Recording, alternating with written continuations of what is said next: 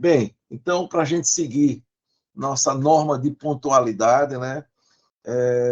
Vamos dar início a mais uma reunião magna do Serviço de Cardiologia do Hospital São Lucas, no nosso 38º ano.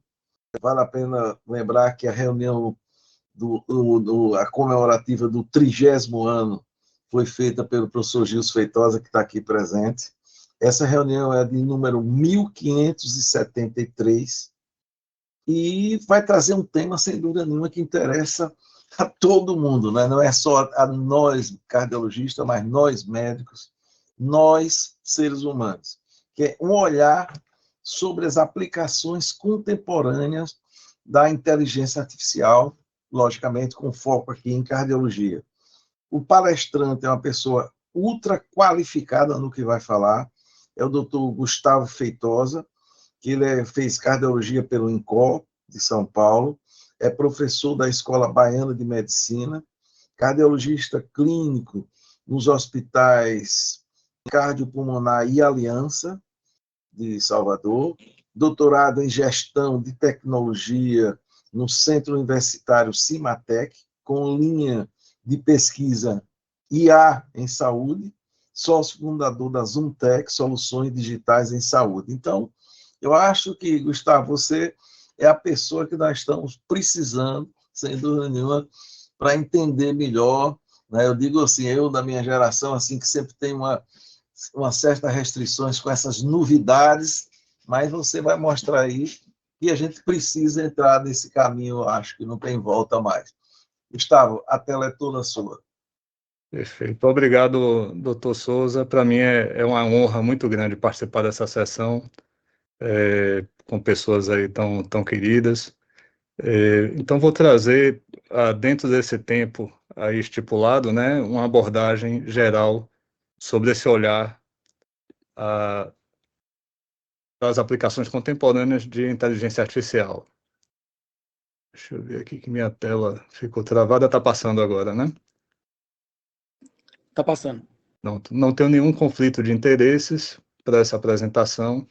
Eu gosto de contextualizar sempre essas apresentações com a questão de uma definição que já é uma definição antiga de inteligência artificial.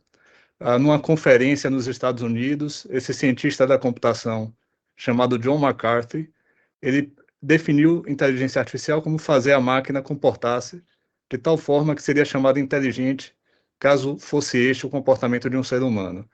Vejam, isso foi em 1956, e a gente pode se perguntar por que demorou mais de 70 anos para haver uma popularização tão intensa da inteligência artificial. E muito dessa resposta está nessa questão do ambiente propício a esse desenvolvimento.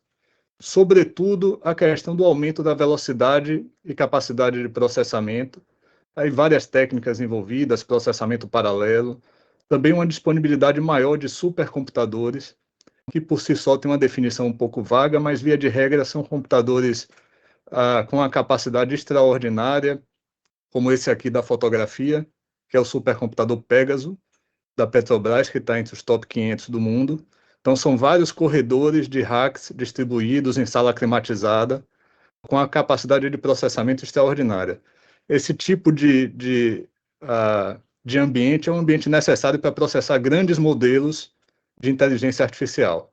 Também outras tecnologias, como, por exemplo, Big Data, que lida com dados estruturados, semi-estruturados, uma maior disponibilidade atual de dados com a internet das coisas, computação em nuvem, que permite fazer com que projetos escalem e usem recursos computacionais à distância. Também tecnologias open source, significa que é possível usar, por exemplo, bibliotecas de algum desenvolvimento prévio de alguma solução e usar esses dados abertos, esses códigos abertos, para que o projeto não comece propriamente do zero, e sim de uma parte, de uma produção prévia. E também o uso, o aprimoramento de algoritmos, sobretudo de deep learning, que vem acontecendo de uma forma acelerada. Eu não quero trazer aqui detalhes, mas falando amplamente sobre os tipos de aprendizagem de máquina. A gente pode classificar de diversas formas. Aqui tem a classificação como aprendizado clássico, supervisionado ou não supervisionado, aprendizado de reforço e de conjuntos. E uma parte importante que eu quero dedicar um pouquinho de tempo à questão das redes neurais artificiais, muito usadas nos modelos bastante usados em medicina, sobretudo nas redes neurais convolucionais para exames de imagem, e também para a própria rede neural multilayer, que é bastante usado.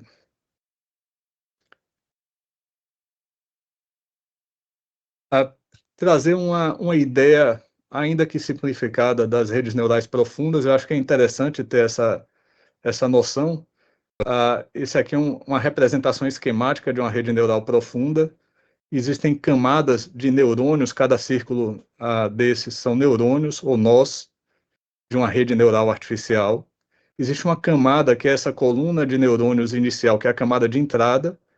Existem camadas de neurônios subsequentes, que são as camadas escondidas, ocultas ou profundas. E existe uma última camada, que é a camada de saída, onde existe o output do modelo. O input no modelo é na camada de entrada, é onde os dados numéricos, seja imagem, mas no final das contas tudo é transformado em numérico da entrada. E a partir desses dados que dão entrada, eles passam para as camadas subsequentes, recebendo a influência de 3 elementos matemáticos. Recebendo a influência de pesos, de vieses ou bias, e de uma função de ativação, que é o que confere não linearidade ao modelo. Então, esses dados viajam através das diversas camadas, recebendo sempre influência desses 3 elementos em cada conexão dessa daqui. E chega até o final do modelo, com o que seria a predição de fato do modelo, e essa predição ela é comparada com, digamos assim, o gabarito, que é quando se tem um dado rotulado, no aprendizado supervisionado, existe o gabarito, e essa predição do modelo é comparada ao gabarito, e a partir da diferença entre a predição e o gabarito, existe uma técnica que chama backpropagation, a retropropagação, onde são modificados os vieses e os pesos de cada conexão entre esses neurônios. Então, isso acontece eventualmente centenas de milhares de vezes no modelo, que via de regra são mais complexos do que essa estrutura, até que o modelo chegue numa predição muito próxima, considerada precisa, que atenda aquilo que se pretende. Quando existe um dataset muito grande, habitualmente se separa 70% a 80% do dataset para a fase do treinamento, que é essa que eu mencionei, e 20% a 30% do mesmo dataset é usado com dado rotulado para uma exposição pela primeira vez ao modelo. E isso serve para saber se existe uma validação para aqueles dados que nunca foram expostos, se o modelo mantém o mesmo grau de precisão na sua predição. Então, como eu falei, é uma estrutura que exige um recurso computacional extraordinário. Pode durar essa fase de treinamento até mesmo 6 meses num supercomputador, a depender da complexidade do modelo. E essa fase de validação interna é importante, e também a validação externa depois em outros cenários também vai ser extremamente importante.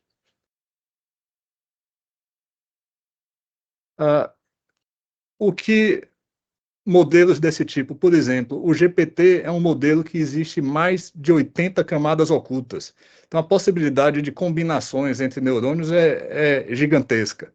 Então, esses modelos vão criando pesos e vieses específicos para cada conexão e, por fim, termina com que o ser humano se torna incapaz de acompanhar quais são as nuances que o modelo usa para chegar a determinadas conclusões, e isso é o que dá origem ao que se chama de black box, né? O dilema da caixa preta.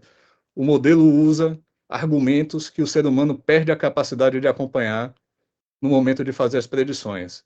E aqui tem alguns slides clássicos de Eric Topol, sobre eletrocardiograma, por exemplo, mostrando que, só para ter um exemplo, que o eletrocardiograma, quando se avalia 180 mil eletrocardiogramas, submete a um treinamento intenso, é capaz de, a partir do eletrocardiograma puramente, definir se o paciente tem diabetes ou pré-diabetes, com uma boa precisão, e isso, do ponto de vista do conhecimento atual médico, é impensável. Mas não só o eletrocardiograma, mas diversos exames de imagem, aqui também o fundo de olho, saber qual é a predição do score de cálcio coronariano, também a partir de radiografia de tórax, saber a fração de ejeção, puramente pela radiografia de tórax.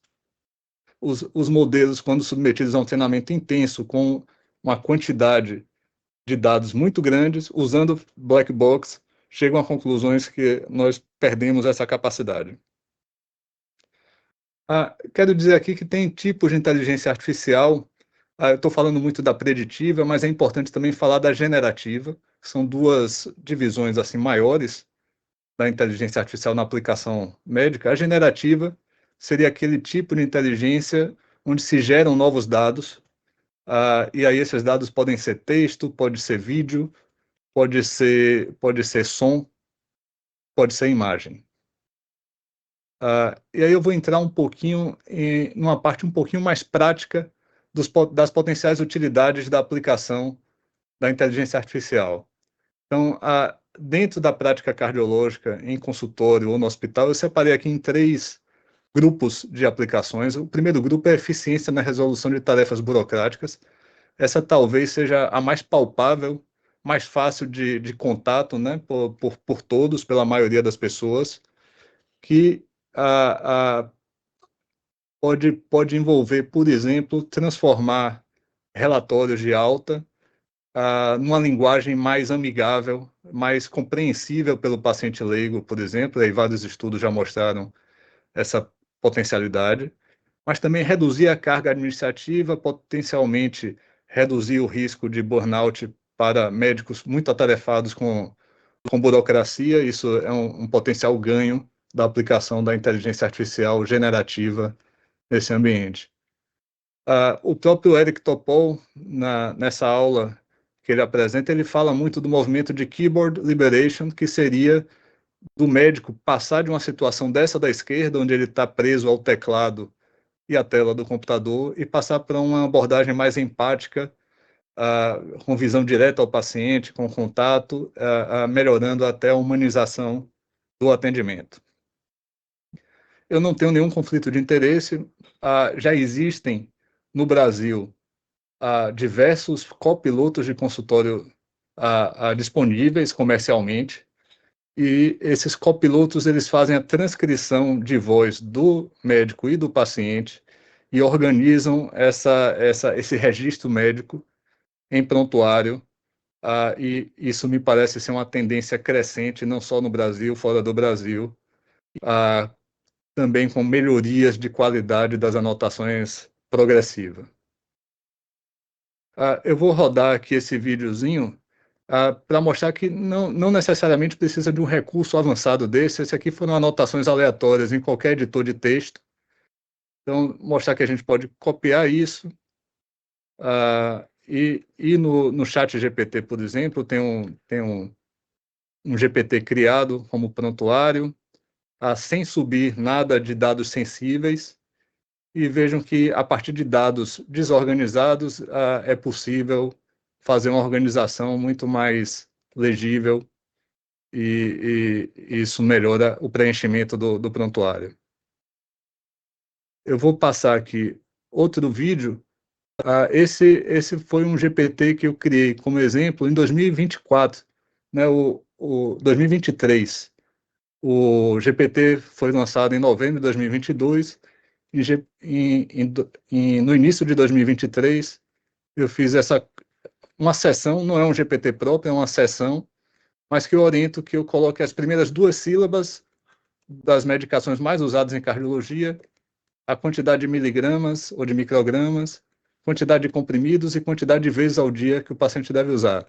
Então, isso agiliza, são pequenos ganhos de tempo que podem ser adquiridos durante um registro médico, uma consulta. Então, essas tarefas burocráticas elas têm um potencial ganho interessante. Aí vejam que isso vai transformar numa receita e que a gente pode fazer para receitas muito longas um ganho de tempo interessante.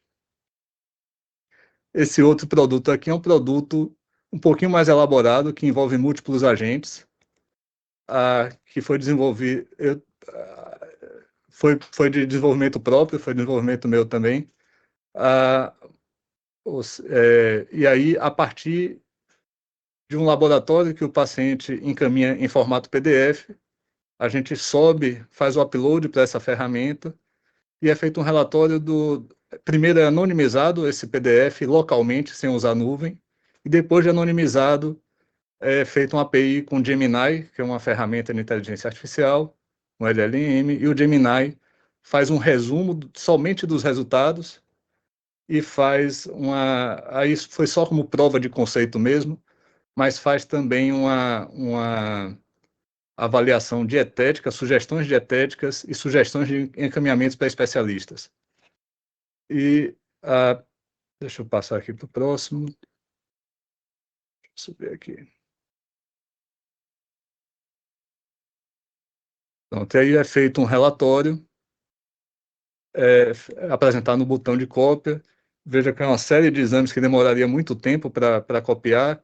Quero deixar claro que não foi eu que pedi essa quantidade enorme de exames, não é da minha prática, mas a cópia é muito acelerada por esse processo aí. Bom, aqui uma parte mais lúdica, na verdade, assim, foi mais brincando com a ferramenta, considerando a possibilidade que crianças com cardiopatias congênitas possam ser internadas e possa haver uma espécie de gamification para fazer uma parte educacional com esses pacientes. Então, no próprio Gemini, existe uma parte onde é o Canvas, onde a gente interage, pode criar em HTML, que é uma linguagem de programação, e com JavaScript. Então, vem perguntas à direita e através de uma ferramenta de gamification, a gente pode fazer um joguinho para a pessoa ganhar conhecimentos em relação à própria cardiopatia. São só exemplos. Aqui eu vou apertar o errado de propósito e vem a explicação por que está errado.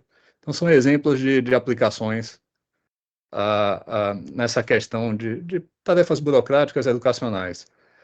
Existe uma outra parte aqui das utilidades na inteligência artificial, que é a velocidade de acesso a evidências científicas de boa qualidade.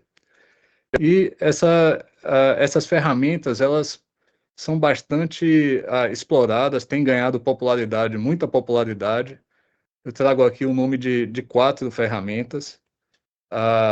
O Open Evidence, que se tornou um unicórnio recentemente, foi uma startup americana, tem um valor de mercado de 19 bilhões de reais. 40% dos americanos já usam a Open Evidence. Trago também Consensus, que tem um conceito um pouco parecido com Open Evidence, Notebook LM, que é uma ferramenta de estudo do Google, e Storm, que é uma ferramenta de Stanford desenvolvida para criar resumos sobre tópicos específicos. Vou passar também um videozinho aqui do Open Evidence. Então, perguntando aqui primeiro, quando a elevação de transaminase deve determinar a suspensão de estatinas? Então, veja que traz uma resposta bastante interessante, com 3 cenários distintos, e toda embasada, toda indexada com artigos, que ele traz ao final da resposta esses artigos. Isso vem sendo bastante utilizado aí não só nos Estados Unidos, mas no Brasil também. Tão utilizada que eventualmente fica fora do ar pelo tráfego excessivo. A outra ferramenta, o Consensus, eu vou botar aqui a mesma pergunta que eu fiz ao Open Evidence, e veja que tem um conceito muito parecido. O que eu gosto aqui do Consensus é que faz uma curadoria dos artigos de uma forma que eu entendo como mais interessante. Então, traz mais artigos relacionados à pergunta feita, e é possível fazer também um filtro desses artigos, escolhendo o tipo de situação que se deseja, tipo de artigo que se deseja obter a resposta. Então, tanto a questão do quartil de qualidade, de um quartil qualitativo em relação ao ranking de qualidade, também excluir pré-prints, também escolher a partir de quantas citações o artigo deve ter, o ano. Então, isso tudo essa curadoria é feita para que se obtenha a resposta dos melhores artigos, das melhores evidências. Então, tanto o Open Evidence a, o consenso são ferramentas bastante interessantes. A gente tem abordado essas ferramentas no curso de Inteligência Artificial da Sociedade Brasileira de Cardiologia, na Universidade do Coração, a gente aborda bastante essas ferramentas. O Notebook LM é uma ferramenta do Google que é feita para estudo não só da parte médica, mas de outras áreas de atividade.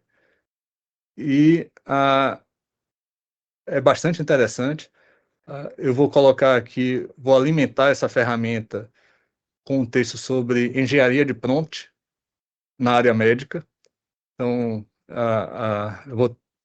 a gente pode alimentar essa parte da esquerda com diferentes fontes de conhecimento, pode ser em formato PDF, e uma ferramenta, uma funcionalidade que surgiu esses dias foi criar um vídeo educativo dentro do Notebook LM.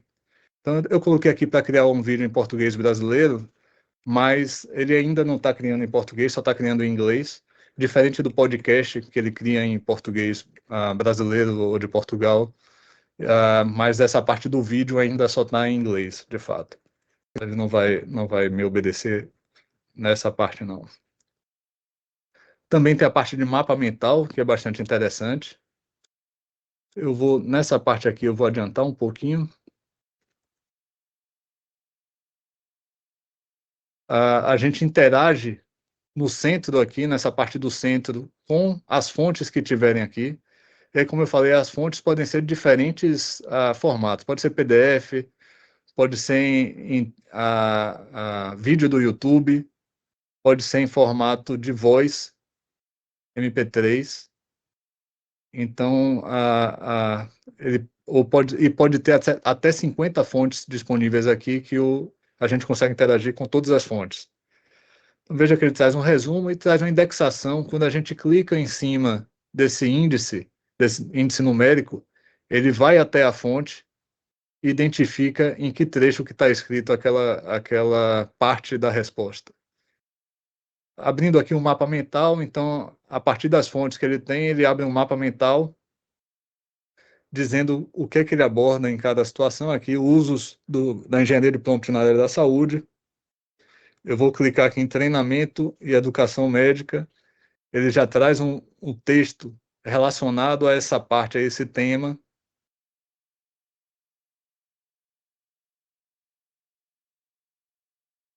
E fica muito mais fácil ter um entendimento macro do documento que se tem acesso e encontrar os assuntos de interesse. Então, quando eu clico no índice, ele grifa qual trecho do documento ele usou para elaborar essa parte da resposta.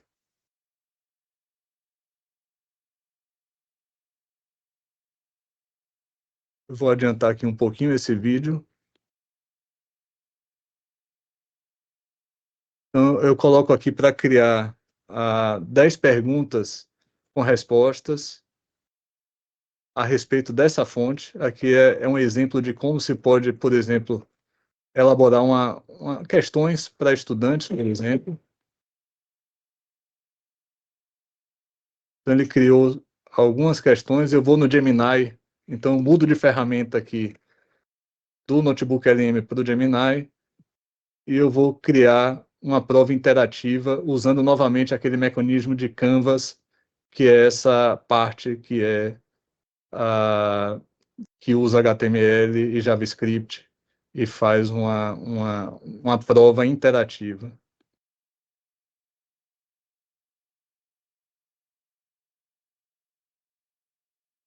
Vou colocar aqui.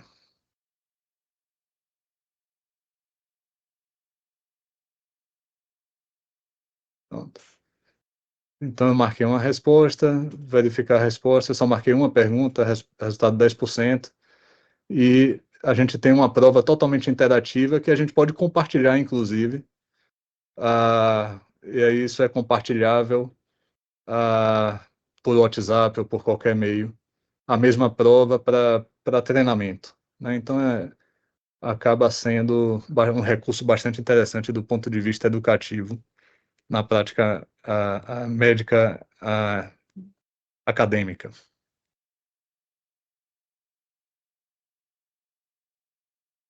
Aqui foi o vídeo, eu vou deixar rodar aqui 2 ou 3 minutos desse vídeo, que foi criado pelo notebook LM, para se ter uma ideia da qualidade. Welcome to The Explainer. Today, we're going to unlock a new kind of superpower, the ability to talk to artificial intelligence and get exactly what you want. We'll show you how to go from frustrating generic answers to brilliant, useful results by mastering the art of the perfect prompt. Have you ever asked an AI like ChatGPT for help and gotten back something, well, completely useless? You ask for a big idea and it gives you this bland, generic little response. It's a super common frustration, but here's the thing. The problem isn't the AI, it's the way we're asking. Okay, let's just dive right into it. Look at the difference here. On the left, a vague request, make a travel plan. The result? Predictable and not very helpful. Now look to the right, by adding details, 3 days, budget-friendly, the destination, who it's for, and their interests, the AI delivers a detailed, practical itinerary. That's the power we're talking about. So, how do we get from that bad prompt to the good one? Pronto, eu vou pausar aqui, mas fica um texto bem interessante, resumindo, com gráfico, com slides, apresentando a ideia do texto, é bastante interessante esse recurso. Welcome. Aqui é a ferramenta da Stanford, que chama Storm. É uma ferramenta que cria resumos num formato que lembra a Wikipedia, e ele usa múltiplos agentes para criar esse resumo. Eu vou rodar também esse vídeo aqui. Eu perguntei, então, sobre o tratamento da emergência e urgência hipertensiva. Ele pede o seu propósito, né, de revisão. Existe um cadastro, existe uma série de requisitos aí para usar essa ferramenta. Ela só funciona também em inglês. Eu vou adiantar um pouquinho esse vídeo aqui. Então, ele mostra como é que está gerando, quais páginas ele está usando para gerar essa resposta.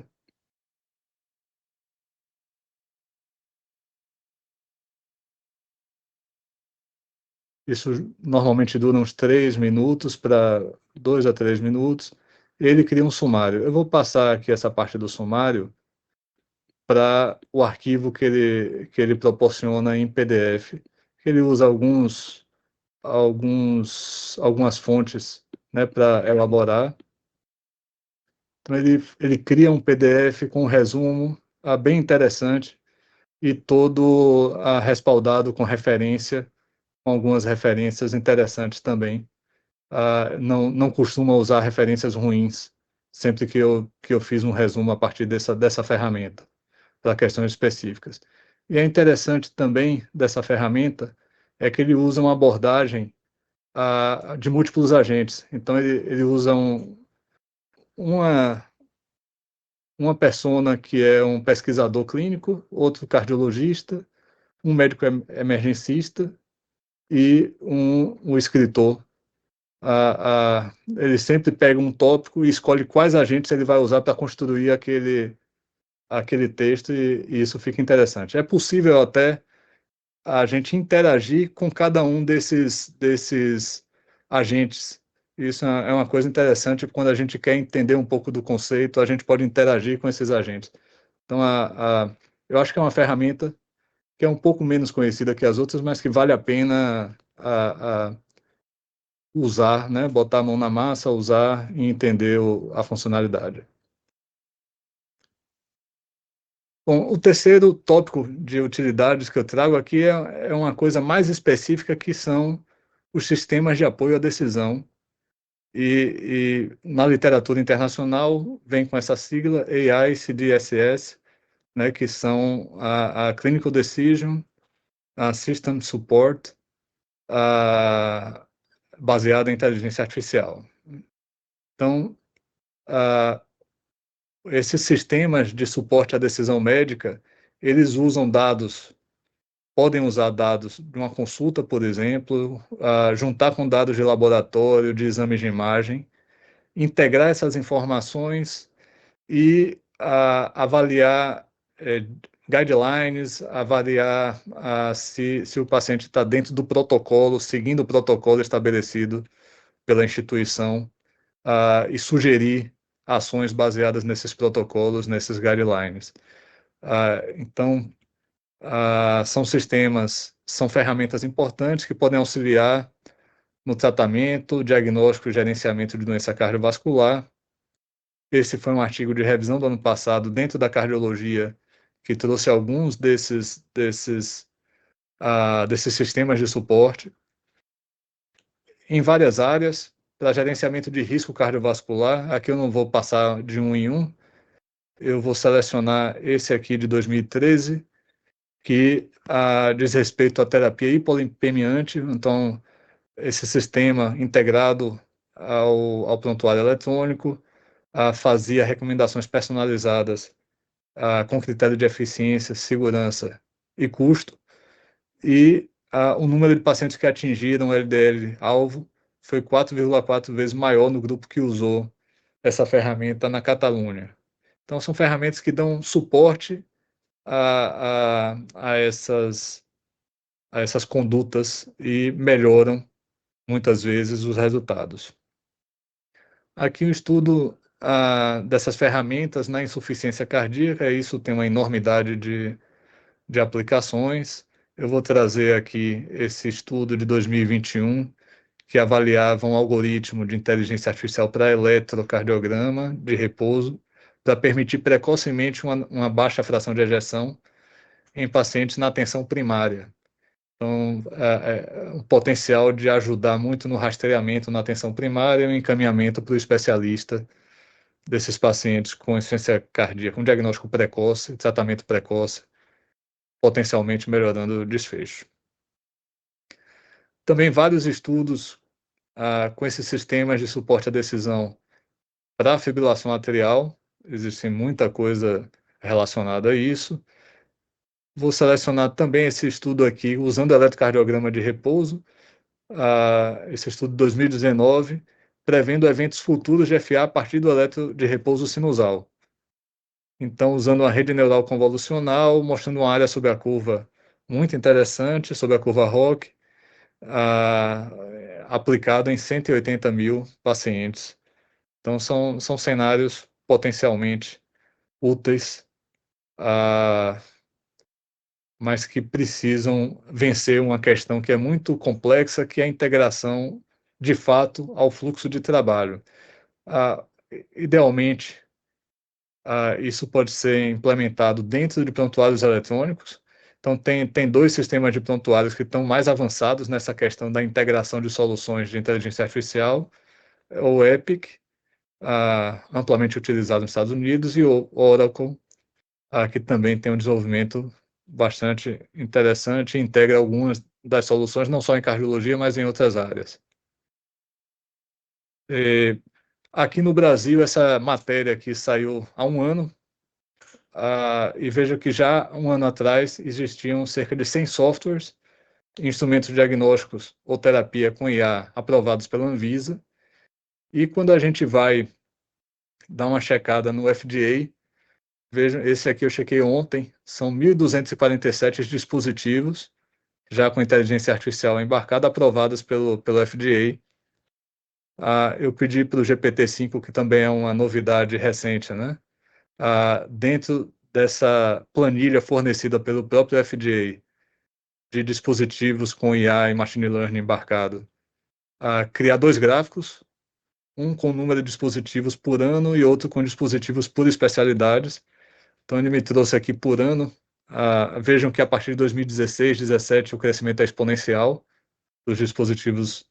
Em 2025, a gente só tem aqui o dado até julho, na verdade, então provavelmente 2025 vai ultrapassar 2024.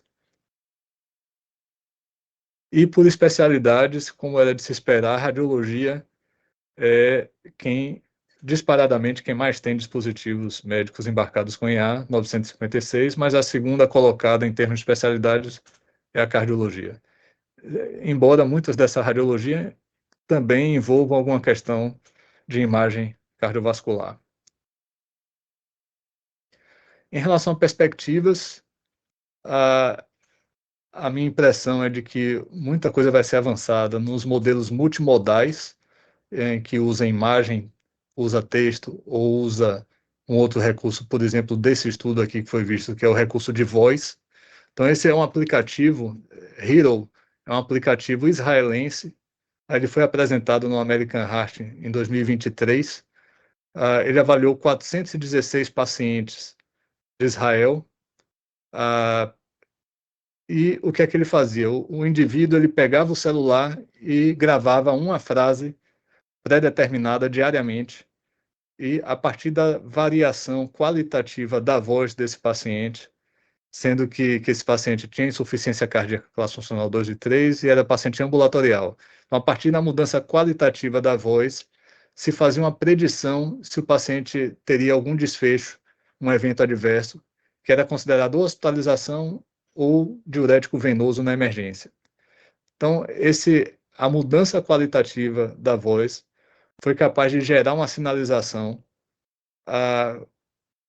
que conseguia detectar 76% dos eventos numa média de 3 semanas antes desse evento acontecer. Então, isso mostra um potencial de que um aplicativo, a gravação de voz, seja, por exemplo, tão ou mais eficiente como o acompanhamento do peso, como a gente faz na prática. Potencialmente, isso pode acontecer e trazer um grande impacto aí no acompanhamento desses pacientes. Com a taxa de falso positivo que foi considerada baixa, 3,15 pacientes por ano. Então, um estudo maior já está em andamento e está em vias de ser finalizado em 4 países diferentes, com uma quantidade de pacientes muito maior, com o mesmo aplicativo. Um outro artigo que eu quero trazer foi um artigo que causou muito alvoroço na mídia, e esse artigo que foi apresentado pela Microsoft, de diagnóstico sequencial usando modelos de linguagem. E na verdade, ele foi apresentado no Archive, que é um repositório de pré-prints. Então, não foi nem um artigo revisado por pares, mas pelo tamanho da repercussão, a revista Times estampou uma matéria, várias mídias nacionais também anunciaram, eu acho que vale a pena comentar a respeito. Então, existe um benchmark de diagnóstico sequencial, foi chamado de SD-Bench. Esse benchmark é um pouco diferente do benchmark tradicional, porque tradicionalmente esses modelos de linguagem são avaliados, por exemplo, pela capacidade de passar em provas de residência americana ou de qualquer outro país. Aqui, esse benchmark ele não avaliava isso, ele avaliava tanto o diagnóstico quanto o custo até chegar ao diagnóstico, através de interações progressivas. Então, os casos eram 304 casos desafiadores da New England e era feito um diagnóstico passo a passo. Então, o agente, seja humano ou IA, começava com um resumo do caso, fazia perguntas sobre o histórico do paciente, solicitava testes diagnósticos específicos e decidia quando que era capaz de se comprometer com o diagnóstico final. Então, isso foi feito. O MAI-DXO, que é o nome dessa ferramenta, ele é composto por múltiplos agentes. Cada agente tem uma tarefa específica. Essa questão de múltiplos agentes parece uma tendência progressiva. Então, um agente gerava hipótese, outro escolhia o teste, outro fazia a questão de análise custo-efetividade, outro fazia questionamentos. Então, múltiplos agentes interagiam até chegar no diagnóstico. E, comparado com 21 médicos generalistas, com mediana de 12 anos de experiência dos Estados Unidos e Reino Unido, o MAI-DXO teve um desempenho 4 vezes melhor do que o do médico. alcançou 80% de precisão, enquanto a média foi de 20% dos generalistas. E, ao mesmo tempo, com 20% da redução do custo. Então, várias mídias veicularam essa notícia de forma, na minha opinião, sensacionalista. No entanto, vejam que eram casos complexos do New England. Esses casos complexos, via de regra, na prática comum, ele não vai para o generalista e vai para o especialista. A distribuição de casos foi não realista, não existiam casos normais misturados aos casos complexos, então falsos positivos não puderam ser medidos, e apenas os clínicos gerais foram avaliados, e, além disso, os médicos generalistas foram instruídos a não usar recursos externos, buscadores, livros, diretrizes, discutir com o colega, o que é frequentemente feito na prática. Eu trago aqui algumas ferramentas que são usadas para se avaliar se um estudo envolvendo inteligência artificial ele está sendo bem conduzido ou não. Isso aqui é interessante, foi publicado no British Medical Journal no ano passado. Para cada cenário específico existe uma ferramenta onde existe um extenso checklist para saber se aquela pesquisa está sendo bem feita ou não e segue as normas, as regras, as recomendações para uma boa pesquisa. Então, CLAIM, por exemplo, é para exames que envolvem, para estudos de inteligência artificial que envolvem imagem. O Tripod AI para um modelo de predição, um aprendizado de máquina. Então, cada cenário tem já um checklist, um framework que orienta qual ferramenta usar. Um outro artigo que eu acho bastante interessante, também no British Medical Journal, é esse Future AI, onde é um acrônimo, né? Cada letra tem um significado, e é um consenso internacional de confiabilidade e implementação de inteligência artificial na saúde. Então, F de Fair, justiça, U de universalidade, T de rastreabilidade, U de usabilidade, R de robustez e E de explicabilidade, que é um componente importante aí para se confiar plenamente numa ferramenta de inteligência artificial. Então, a explicabilidade é um conjunto muito grande e heterogêneo de técnicas que, via de regra, são aplicadas pós-hoc e envolve uma complexidade grande, mas quando aplicado e sempre que possível, é desejável aplicar isso em medicina, o usuário final pode entender, então, por que o modelo predisse determinada doença, como corrigir os erros de predição, quando que deve confiar ou desconfiar do modelo. Então, são técnicas que conseguem sinalizar quais argumentos estão sendo usados pelo modelo em última análise. Então, com mensagens finais, a transformação tecnológica com ferramentas de está em andamento. O cardiologista que ficar alheio a determinados conceitos e aspectos práticos estará em desvantagem, e o bom uso da tecnologia permitirá sermos melhores médicos e também, ao mesmo tempo, mais humanos. Essa é a minha impressão e a minha esperança. Obrigado a todos e coloco-me à disposição aí para a discussão. Ok. Bem, Gustavo, eu gostaria inicialmente de parabenizar, né, pela maneira prática, didática, elegante, né, que você conduziu um tema que aparentemente é muito difícil e você deixou ele assim com uma certa facilidade, né, para a gente. De certa forma, eu fiquei preocupado, né, porque eu faço ecocardiografia e estou vendo que daqui uns dias, pelo raio-x, já está avaliando fração de ejeção, então eu acho que o eco vai terminar sendo uma ferramenta desnecessária.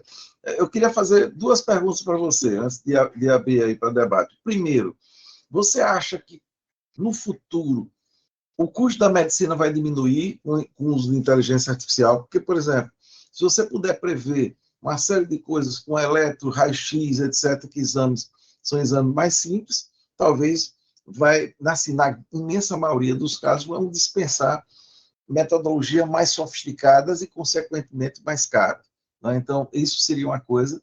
E uma outra que seria uma sugestão, não sei se você já fez, você poderia escrever mais ou menos isso tudo que você falou, não é deixar isso no papel, que seguramente seria um artigo muito lido, não é, por todos os cardiologistas, não diria nem cardiologista, eu acho, pelo médico em geral, é uma sugestão de uma publicação sua sobre isso aí, usando até esse tema, o título dessa palestra. Parabéns mais uma vez.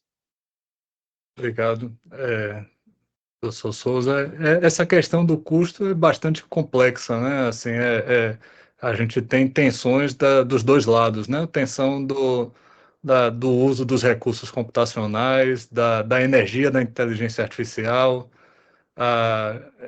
da possibilidade de descobrir novas terapêuticas, né, com inteligência artificial. Então, isso é complexo de analisar. No entanto, eu acho que para regiões remotas, eu acredito que sim, e menos favorecidas, eu vejo grande potencial de trazer um benefício a baixo custo. Eu acho que esse potencial eu enxergo como uma coisa atingível num prazo de tempo, acho que não muito longo.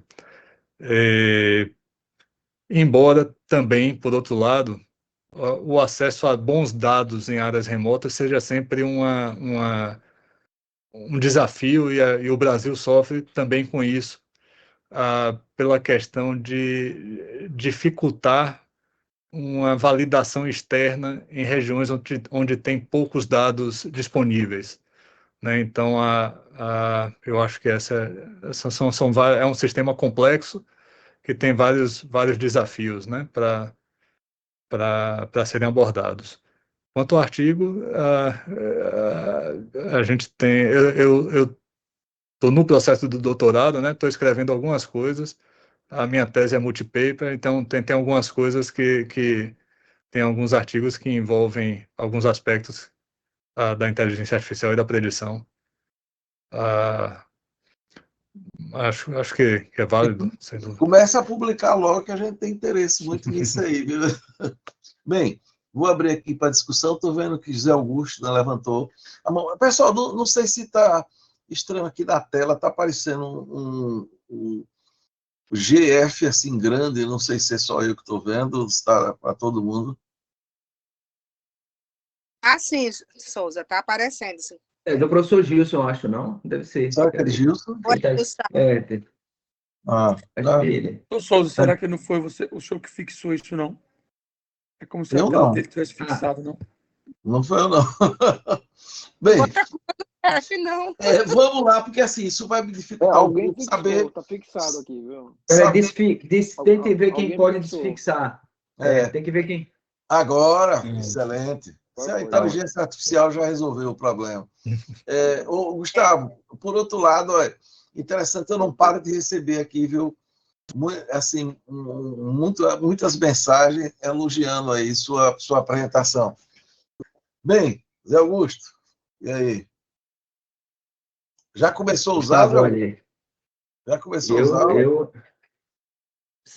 Pergunta simples, fiz até agora ao ChatGPT, ele já me respondeu, já posso comentar agora, então, coisa bem simples. Mas, Gustavo, foi seguramente, não vou dizer que eu sou um ouvinte assíduo de aula de inteligência artificial, mas foi a melhor que eu assisti, foi a mais integrada com a parte clínica, foi a que eu pude entender, pude, assim, abrir minha cabeça, então, parabéns, é uma honra muito grande ter você e toda a família feitosa aqui, não tenho dúvida. Eu acho que Souza começou com uma pergunta que eu faria, e eu diria assim, que um grande desafio da medicina contemporânea, eu acho que é de fato democratizar a assistência à saúde e baratear essa assistência. Eu não vou conseguir reduzir disparidade e nem democratizar sem baratear.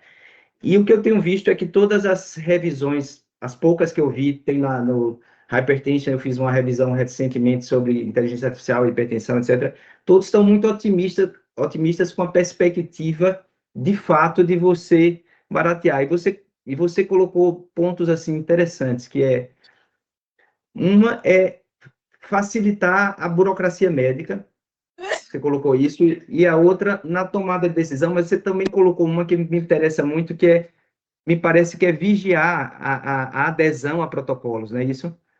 Perfeito. De alguma maneira, você pode, por exemplo, num hospital, agora a gente rodar um programa e ver quem, os pacientes que foram admitidos com infarto, se o protocolo está, e aquilo tem um relatório real time, né? Roberto, amanhã, quando chegar na UTI, tem um relatório quem saiu do protocolo, não pode acontecer isso? Perfeito. Tem muitos trabalhos que se assemelham muito ao papel do enfermeiro ou enfermeira navegadora, né? De fazer aquela gestão de quem está usando os indicados, se os indicadores dos protocolos gerenciados estão sendo seguidos, né? Então, Pronto, exatamente. Então, eu acho que isso aí, você abre uma perspectiva de dois aspectos. Primeiro, é democratizar, e outra coisa, baratear. Eu só estava pensando o seguinte, vamos pensar o quanto se custa para treinar uma pessoa para auscultar o coração. Vamos pensar no método tradicional, uma ausculta como, aí tem o professor Gilson, o professor Souza, que são já sênios, o quanto se custou para, hoje em dia, talvez você pode ouvir, já tem estetoscópios que gravam, e você pode gerar diagnóstico com alguma precisão. Eu acredito que isso, no futuro próximo, a gente vai ter isso, correto? Então assim, o que eu quero corroborar, assim, com essa sua visão que você passou, é claro que há um temor de uma, digamos, talvez uma desumanização da medicina, talvez um esfriamento da relação médico-paciente, mas foi por isso que eu fiz essa pesquisa no ChatGPT, que eu já tinha lido isso, mas eu quis confirmar se minha memória não tinha falhado, e por isso que eu estou falando em ausculta. Quando o Laennec inventou o estetoscópio, tiveram vários opositores do Laennec, porque aquele tubo distante do paciente poderia causar um distanciamento dele, que colocava o ouvido sob o tórax do paciente para tentar auscultá-lo. Então, eu acho que é fato que a gente vai ter que reaprender a aprender medicina, né? Eu acho que você já mostrou aí que tanto o Kasparov perdeu do computador, como o médico, provavelmente, aquele grande diagnosticador, vai perder da inteligência artificial. Ele não vai ter memória e nem essa rede neural estruturada e treinada do mesmo tanto que uma rede neural. Então, a gente vai ter que assumir que a gente vai perder isso. Então, eu não tenho dúvida que o médico vai ter que se redescobrir num novo papel. E o que ele jamais pode, no meu entender, perder a capacidade de empatizar com o sofrimento humano, e ele está ali como um veículo da melhor maneira possível, ele sempre vai estar ali, mas da melhor maneira possível para canalizar, usar esse instrumental, usar esse armamento, né, esse instrumento para melhorar o outcome do paciente, né? Então, eu acho que aí sim a gente vai começar, talvez, a tanto deixar o médico com mais tempo livre, com menos burocracia, mas talvez o médico precise voltar um pouco a se interessar por, eventualmente, humanidades e essa relação médico-paciente, e abrir um leque, né? Eu fico pensando que a gente ainda está numa era, né? Pode ver os nossos congressos, são muito mais congressos onde a gente discute as novidades do que a implementação de como mudar os outcomes. A gente tem hoje um arsenal grande para dislipidemia, e você mostrou aí que uma simples ferramenta de inteligência artificial aumentou a taxa de adesão ao uso, não foi isso, da estatina, o controle do LDL. Você mostrou isso para a gente. Então, isso é inadmissível em 2025, a gente ter hoje drogas que até esquema tríplice para LDL, e a gente tem uma taxa de subtratamento e subcontrole da dislipidemia. Então, eu vejo com muito otimismo, se o ser humano ele evoluir como, digamos, como ser humano de fato, que é o papel dele, não como máquina, né, que ele evoluindo como ser humano, empatizar e buscar aquele melhor resultado para a coletividade, não só para o seu paciente particular individual no consultório, mas também para a coletividade, para o estado onde ele mora, para a cidade onde ele mora, para o país, ou em escala global. Se ele pensar nisso e a política de saúde for nessa direção, eu acho que a inteligência artificial ela tem um potencial assim violento de uma grande revolução da qualidade assistencial. Agora, a escolha vai ser nossa, de quem faz política, de saúde, logicamente vai ter um interesse também de mercado violento, e isso é um chamariz pode ser um chamariz para até aumentar a disparidade, né? Mas eu queria só parabenizar, eu não sei se eu tenho uma pergunta específica, assim, eu queria ouvir você, assim, qual é seu feeling, né? Talvez o Souza colocou, mas assim, qual é seu feeling, né? Você acha que a gente pode realmente ter uma medicina melhor? O meu feeling é que pode ter uma medicina muito melhor se a gente conseguir incorporar isso temperada com aquilo que só o ser humano tem, né? Eu acho que a máquina não vai ter, que é sentimento e empatia, etc. Queria ouvir seu sentimento. Perfeito, eu concordo com tudo que você colocou. Eu acho que o desafio grande é justamente essa implementação no fluxo de trabalho. Isso aí tem que ser numa esfera, precisa ser numa esfera maior, precisa ser uma política de governo ou grandes instituições de saúde. Essa implementação é complexa, é necessária uma governança em relação à tecnologia, para se garantir que não tenha viés algorítmico, que realmente a validação externa daquela predição se mantenha com a qualidade, com a precisão boa. Então, esse desafio dessa governança e da gestão é um grande desafio. Existe uma técnica que muito se fala do aprendizado federado, que é uma esperança que isso possa ser utilizado, que é um aprendizado com os dados da instituição final, assim, do cliente final, com os dados da sua própria instituição, sem compartilhar os dados com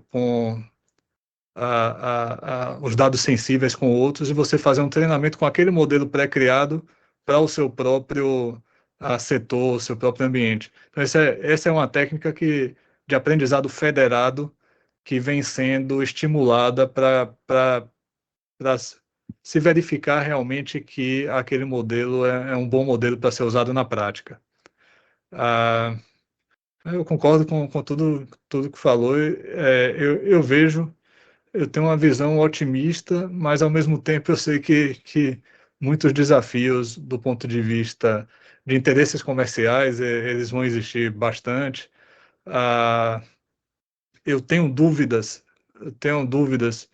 se realmente todos esses dispositivos aprovados foram exatamente, adequadamente, rigorosamente testados, e essa discussão também já permeou aí os ambientes de discussão.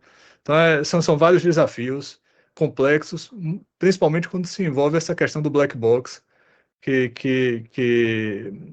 faz com que seja impossível determinar se existe viés algoritmo ou se não existe interesses escusos, né? Escondidos, ocultos aí por trás desses algoritmos. Mas talvez até o input também possa melhorar. Tem uma revisão agora do JAMA Cardiology recente de medição de pressão sem manguito, né? Então, hoje você também pode melhorar a entrada de dado em larga escala, né? Isso, talvez a gente consiga monitorizar essas populações mais longínquas, etc., né? Um país continental como o Brasil. É claro que tudo vai entrar custo na jogada, mas eu acho que a perspectiva, no meu entender, são desafios, mas que eu acho que, pelo menos até onde eu enxergo, claro que eu enxergo muito pouco isso, mas eu acho que não são intransponíveis para o ser humano. Eu acho que eles conseguem, com a governança, acho que você definiu muito bem, ter essa governança, esse senso crítico eu não tinha pensado, de viés dentro do algoritmo, né, que você pode começar a criar até de forma provocada, mas beleza, parabéns aí. Os Augusto, eu acho que o caminho vai ser esse. O médico vai ter que fazer uma coisa diferente da máquina, né? Porque é aquela história. Eu vi um dos artigos que eu vi sobre isso, foi interessante, assim, você tem que ser jockey. O cavalo é que tem que correr, e faz um mecanismo aí, quer dizer, você veja, ele mostrou a área sobre a curva, quando você compara a máquina, é insuperável. Mesmo se você usar scores. Por exemplo, eu me lembro eu vi um estudo coreano, parece, se eu não me engano, o acrônimo era DAMI, que ele comparava a predição de mortalidade contra o Grace, o time, uma série de coisas, e a área sobre a curva da inteligência artificial é superior a todo mundo. Então, eu acho que a gente vai ter que, o médico vai ter que procurar fazer o que a máquina não pode fazer. Bem, eu tenho aqui escrito Luiz Flávio primeiro, em segundo KM, Karina, né, logicamente, e terceiro, se não me engano, é Roberto. Então, Roberto Luiz. tinha levantado a mão, Roberto também. O primeiro tá Luiz Flávio, depois Karina, depois eu acho que é alguém aí mais. Bem, Roberto, Luiz. Roberto. Não, boa noite, parabéns, Gustavo. É realmente excelente aula, não vou ser repetitivo, todo mundo já falou muito bem aí. O interessante, assim, eu estava revendo aqui o ChatGPT, que foi, acho, o nosso primeiro contato mais próximo com o IA, né? Foi em 2023, foi final de 2022, né, que lançou, a gente começou a ter contato em 2023, ou seja, tem pouco mais de 2 anos aí que a gente está habituado com a IA, né? E você vê que hoje o ChatGPT é um ínfimo, né, perto de tudo que você apresentou aí. Eu acho que realmente é uma corrida muito grande mesmo, em relação a se adquirir o máximo de conhecimento em IA. E eu acho assim, essa corrida está sendo em 3 frontes, eu acho, né? Tem a gente como médico, né, que tem que ir atrás a todo momento de ferramentas que podem ajudar, né, através de atualizações, como é a sua aula, entendeu? Como outras ferramentas também, ou como outros meios. Ir atrás sempre disso, né? Porque sempre vai ter uma solução diferente, uma coisa que pode ajudar a gente. Então, eu acho que é uma parte da gente como médico, é o usuário final. Parte dos vendors, né? Dos vendedores de máquina, por exemplo. Eu que trabalho com ressonância, tá uma briga assim, descomunal, porque as máquinas que começarem a aperfeiçoar a IA vão fazer exame mais rápido, com menos artefato, e aí vão vender mais e vão disparar na frente no mercado. Então, os vendors vão de a GE, a Philips, os vendors de grandes máquinas, de grandes aparelhos. E tem o front do hospital, né? Que o hospital vai ter que correr atrás disso, né? Se quiser ganhar em termos de produtividade, né? Eu acho que vai ser a guerra da próxima década aí. Porque, por exemplo, um hospital que consegue que o médico prescreva mais rápido, né? O médico vai conseguir ver mais pacientes. Por exemplo, na minha área, eu perco tempo prescrevendo paciente prescrevendo contraste. Eu acho que no futuro, se eu conseguir uma ferramenta para prescrever de forma rápida e eficiente, por exemplo, dizer só gadolínio 20 ml, e já sair tudo certo, eu vou ganhar tempo com outras coisas, inclusive laudando, né? Eu vou conseguir laudar mais rápido, fazer mais exames. Então, eu acho que essa vai ser a próxima batalha dos hospitais também, né? E aí eu queria, você que está mais inserido nessa área, como é que você está vendo essa guerra dos hospitais? Eles já estão bem avançados nisso.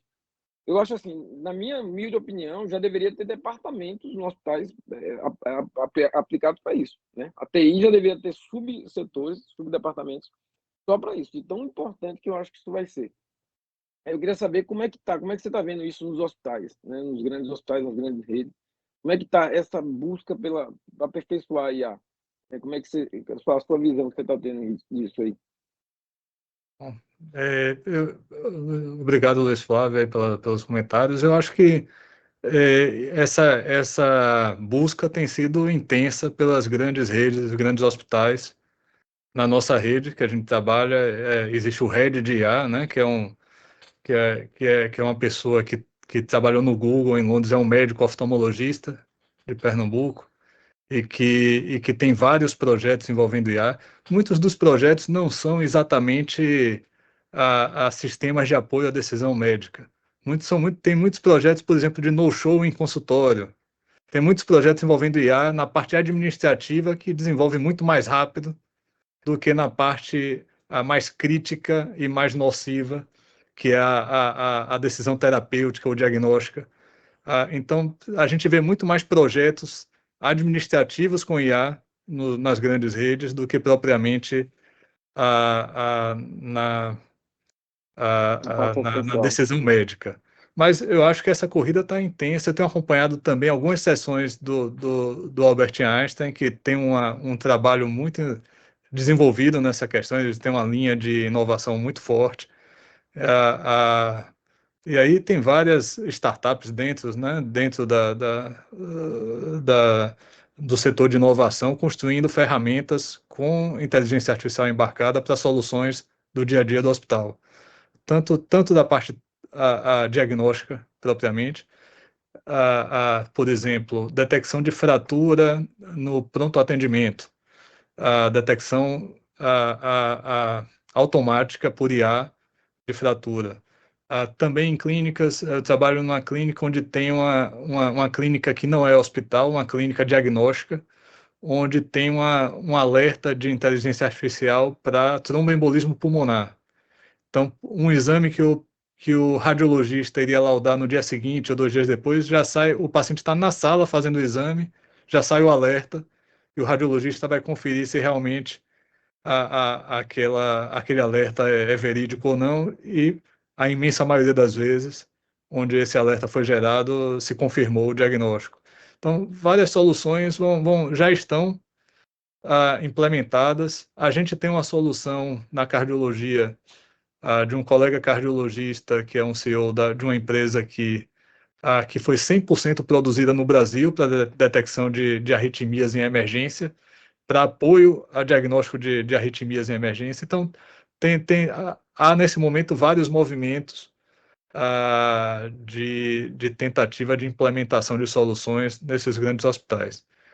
As grandes redes, eu posso falar mais da que a gente trabalha e também do Albert Einstein, eu vejo que isso tem sido uma discussão frequente e uma implementação que vem sendo estimulada, embora, eu repita, seja uma coisa muito mais notória na parte administrativa do que na parte assistencial.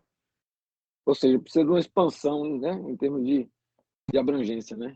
Sim. Está precisando disso, né? Pensar mais na gente, né? O pessoal da TI que mexe com IA tem que pensar mais na gente, né? Um pouco. Né? Tá ótimo, no paciente, né? Você, Luiz, você é na nosso gente, TI, rapaz. Você não pode. Você é nosso TI aí responsável.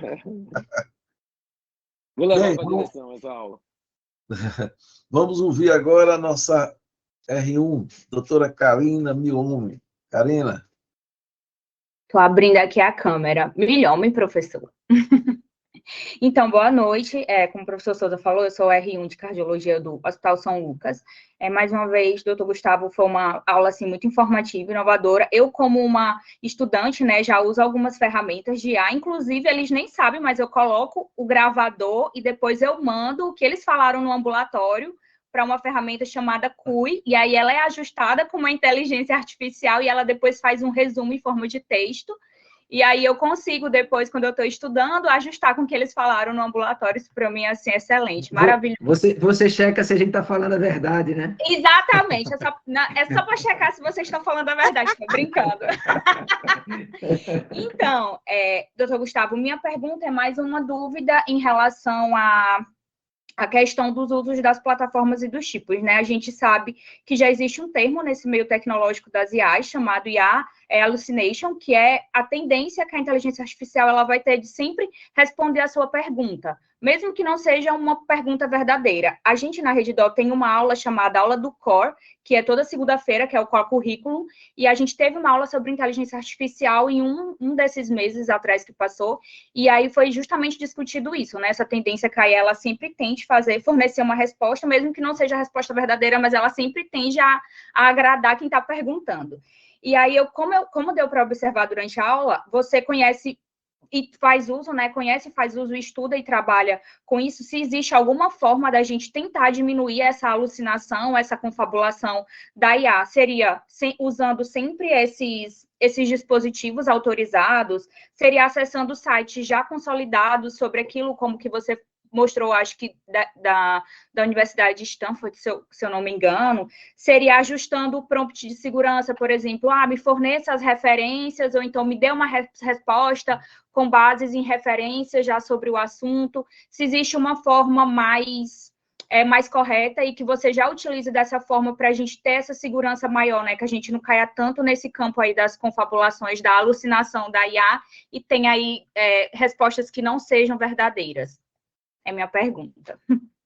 Obrigado aí pela pergunta. Eu acho que você chegou a comentar um pouco aí do que existe de técnicas, né, para evitar as alucinações. Sempre que uma informação é muito crítica, a gente deve priorizar ferramentas onde o risco de alucinação é menor, né? Então, por exemplo, a Consensus, Open Evidence, Notebook LM. Notebook LM a gente alimenta com as fontes que a gente quiser. Então, por exemplo, eu posso colocar só a diretriz americana de dislipidemia, europeia de dislipidemia e brasileira de dislipidemia. Tudo que eu perguntar ali, ele vai responder com base naquelas fontes que eu alimentei e indexando números para que quando eu clique, ele vá até a fonte e coloque o trecho da fonte que responde àquela pergunta. Então, essas técnicas de usar essas ferramentas indexadas para você ter o acesso ao artigo que responde sua pergunta é uma técnica muito importante. Dentro do Gemini, dentro do DeepSeek, dentro do Claude, do GPT, isso é mais complicado, a gente fica mais à mercê de alucinações. Mesmo assim, existem técnicas que podem reduzir o risco, mas mesmo reduzindo o risco, é preciso ter uma cautela muito grande e confirmar e validar depois a informação. As técnicas incluem várias para se fazer um bom prompt. Eu posso até compartilhar depois aqui um artigo que eu acho muito interessante de um médico que ele está até frequentando alguns eventos aqui no Brasil, que chama Bertolan Mesco. Não sei se vocês tiveram acesso a esse médico, que é especialista em inteligência artificial. Ele tem uma revisão sobre prompts na área da saúde, engenharia de prompts na área da saúde. E aí envolve técnica de pedir para atuar como uma persona, envolve técnica de ser bastante específico, envolve técnica de fornecer exemplos, né, few shot, né, fornecer alguns exemplos para que o modelo responda da melhor forma. Então, existem algumas técnicas para reduzir esse risco de alucinação, mas, novamente, eu acho que as ferramentas para responder perguntas críticas nunca serão LLM gerais, como são o GPT, como é Gemini. A gente incorre no risco de uma alucinação e que, como você falou também, a própria alucinação pode, quando é uma coisa, por exemplo, eu já perguntei para o GPT o que era o Mavacatan, ele falou que era um anticoagulante. Então, a gente pode cair numa situação de alucinação completa e ele responde com convicção. Quando é algo muito que salta aos olhos como uma resposta errada, é fácil identificar. Mas quando é uma nuance muito discreta, isso pode passar totalmente desapercebido e fazer a diferença. E ele tende a sempre responder, não deixar a gente sem uma resposta, né? Pela forma que ele foi construído, a arquitetura, ele sempre fornece uma resposta. Muito obrigada. Muito interessante sua pergunta, viu, Karina? Eu me lembrava, não tinha me atentado a essas questões da alucinação, mas me chamava a atenção que, logo quando eu entrei na faculdade, tinha uma visita de enfermaria toda segunda-feira, começava de manhã e até quase o final da manhã, acho que o Zé Augusto alcançou. E eu me lembro que tinha professor, eu vou dizer assim, professor, não vou dizer qual é o gênero, precisamente, mas que respondia tudo, sabia tudo, e, logicamente, sobretudo, uma área que eu, assim, eventualmente não dominava, ficava, mas quando passava a responder de cardiologia também, aí eu via que era um negócio que ia lá para cima, que eram verdadeiras alucinações. Então, o chat é isso mesmo, aí, tem isso também. Gustavo, me diga uma coisa, eu sei que você não é comerciante, não tem nada a ver, não é representante disso aí, mas se eu tivesse que adquirir um desses produtos aí, qual que você recomendaria? Não vou, lógico que eu não vou pegar E quais são que são free, né, Souza? Eu ia perguntar isso, quais são os que são de graça? exatamente, é isso Os aí. bons de graça, né? Uma ferramenta que eu acho espetacular é o Notebook LM. Notebook LM. Eu pensei nisso. Você dá um input para ele do que você quer, né? Eu achei legal isso aí. Sim, Daí, você cria vários notebooks, você pode o carinho já interagir baixou ali, tá vendo? com várias Tá fontes. vendo? É isso mesmo, ó. É, tem a ferramenta do celular para tanto Android quanto iPhone. Tem a ferramenta, tem um aplicativo. Então Já é uma vou baixar ferramenta. também, viu? E é impressionante que está em aprimoramento continuado, né? É Então, porque é isso que a gente precisa, alguma coisa que não fique defasado, porque essa coisa é muito rápida, né? uhum. Então, já baixou, Karina? Ele lê mais do que a gente. Achei O aqui. notebook lê mais rápido que a gente, Souza. Ah, Sim, então eu vou nessa, bicho. você, por exemplo, tem o consenso brasileiro de Chagas, doença de Chagas. São 500 páginas, né? Então, a gente Nós pode, participamos aí, viu, dele. com Vou fazer prompt, isso, que eu tô com as minhas diretrizes todas aqui. Vou mandar todas para o Notebook LM. a gente pode Legal. achar muito mais rapidamente um assunto específico quando investiga pelo próprio Notebook LM, né? Então, é interessante a gente separar por tópicos, pegar assuntos e juntar artigos de interesse dentro daquele assunto. E aí, por exemplo, não sei se Milena está por aí, não, eu tenho um de teste cardiopulmonar de esforço, onde eu tenho 2 aulas, cada uma com 1 hora de duração, de um médico de Houston, uma aula muito boa do YouTube. O próprio Notebook LM transcreve ela toda a aula e a gente pode interagir com o texto do que foi falado na aula. Então é bastante interessante. Poxa, que legal. Muito bem.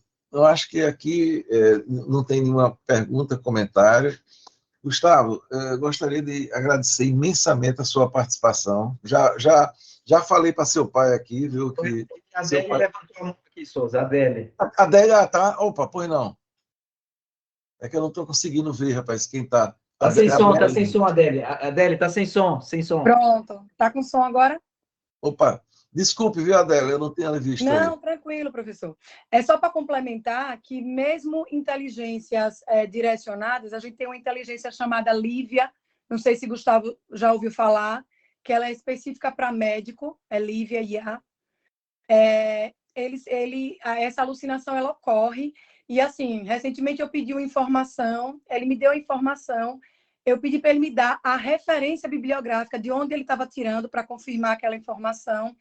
Ele me deu a referência bibliográfica toda bonitinha, e aí eu procurava essa referência e eu não achava. E aí eu disse que a referência estava errada, que ele me colocasse, né, a referência correta.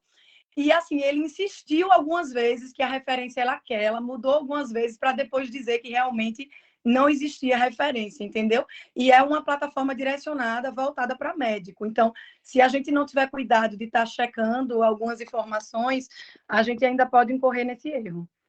E a outra coisa é só fazer um comentário com relação a essa questão que a gente falou aí. Será que diminuindo a burocracia, a IA assumindo a nossa parte burocrática, a gente vai conseguir, por exemplo, ter mais tempo para o paciente? Eu acho que é uma pergunta que a gente fica assim, quando a gente vê no histórico, né, da humanidade, a gente achava que com a Revolução Industrial a gente ia trabalhar menos, porque as máquinas iam assumir, né, o trabalho manual e a gente ia conseguir ter mais tempo livre e nunca se trabalhou tanto, nunca teve tanta gente com burnout, né? Então, eu acho que assim, a gente tem que ter esse cuidado de não estar, como o Luiz Flávio estava falando, né? O médico vai ficar com mais tempo livre, entre aspas, para dar mais laudo, para fazer mais exame, para atender mais paciente. E aí, em vez de atender 15 pacientes, vai atender 30 pacientes naquele mesmo tempo. Então, não perder essa humanização aí, que o professor Zé Augusto já tinha comentado, porque, assim, são 2 vias, né, que a gente pode escolher tomar, e a gente não sabe para onde vai ainda esse caminho. Mas, assim, a aula foi perfeita. como o Zé Augusto falou, acho que essa é a terceira aula, eu não sou muito... ainda estou começando agora a me interessar mais pelo assunto. Acho que a terceira aula que eu assisto de AI, com certeza, foi a melhor de todas, foi a mais prática, a que me direcionou. Já até ganhei um curso da AFIA, que eles estão distribuindo gratuitamente, mas ainda nem tive tempo de começar a ver. Mas para os meninos que têm, quem acessa o site da AFIA, eles dão um curso de IA também, não sei se é legal, porque ainda não acessei, mas acho que para os residentes aí, para o pessoal que tem interesse também, dar uma olhadinha nisso. Mas foi ótimo. Parabéns, Gustavo. Obrigada. Obrigado, Adélio. Bem, pessoal, perfeito, né? Então, Gustavo, muito mais uma vez obrigado aí por ter atendido aí o nosso chamado, foi excelente. Toda vez que tiver aí uma atualização, outro tema que você queira falar, né? Fique à vontade, né? Eu acho que periodicamente a gente vai convocar você aí para fazer uma atualização de algum tópico que você queira falar. E sem dúvida nenhuma, não deixe de publicar essas coisas numa linguagem assim fácil, como você fez essa apresentação. Se você fez essa apresentação, você consegue também publicar de uma maneira fácil aí, que fica acessível aí para os médicos. Seguramente, essa aula aqui vai ser muito acessada, né? Eu mesmo vou Você pode periodicamente usar até o IA, revisar. O quê? Você pode usar até o IA para poder escrever Exatamente, eu ia fazer isso. Você aproveita. Ô, Souza, amanhã ele está com o paper pronto. O paper pronto. Eu acho que não precisa nem de tudo isso. Essa própria aula pode ser baixada em PDF, viu? Já vai, tá vendo aí? Lá vai, né? Não, e Karina já seguramente já usou, né? Já gravou, né? Então vamos ter aí. Se vai para o YouTube, vai para o notebook LM, né? Exatamente. Aqui, ó. Já comecei aqui, viu, meu amigo? Já vou criar aqui Cria aqui, ó. Já estou aí com ele já. Tem que entrar nesse cenário, mano. Bem, Gustavo, mais uma vez obrigado, viu? Pessoal, bem, boa noite a todos e até a próxima semana com mais uma reunião magna do Serviço de